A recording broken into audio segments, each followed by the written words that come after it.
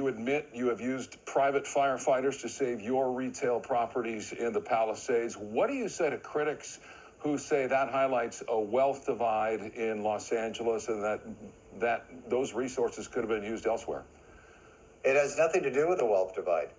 It has to do with everything being prepared. One local shop was not spared by the ferocious flames.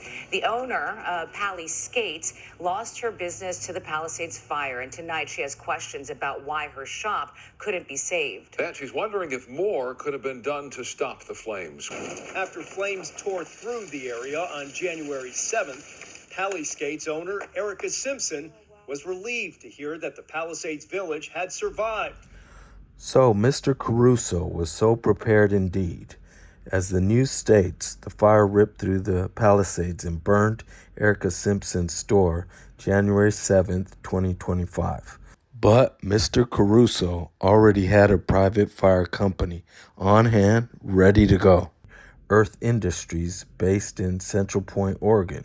The distance from Central Point, Oregon to Los Angeles is about 11 hours. The evacuation orders for the Palisades were given at 12:07 p.m. January 7th. That means if Caruso had called them at 12 p.m.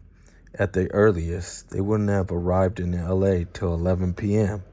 and not been able to defend Palisades Village at Caruso's behest. Was Rick Caruso warned of the devastating effect the Palisades fires were going to have weeks prior?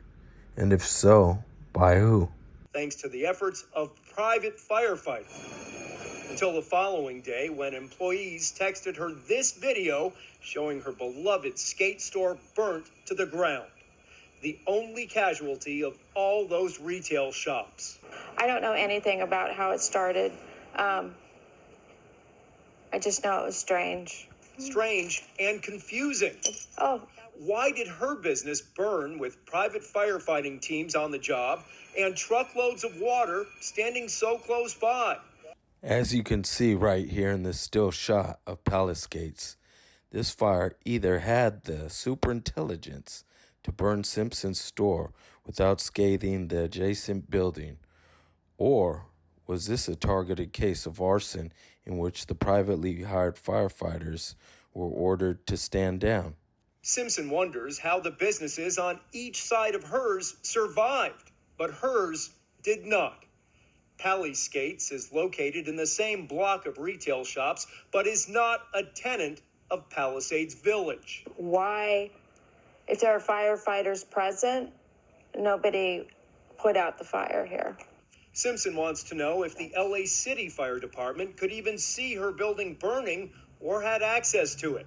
And what were the instructions given to those private firefighters? Caruso's team wouldn't speak on camera, but in a statement released to KTLA said, in the case of the Palisades fires, our emergency rapid response team worked in conjunction with the Los Angeles Fire Department to safeguard Palisades Village and, where we could, the surrounding homes and businesses, including Palisades, to mitigate damage wherever possible. As you can see in this image, Caruso only protected Palisades Village and did not safeguard any other surrounding homes and businesses.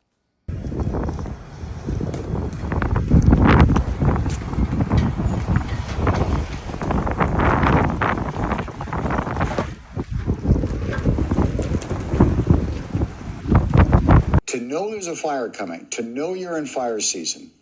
We had a fire 3 weeks ago in Malibu.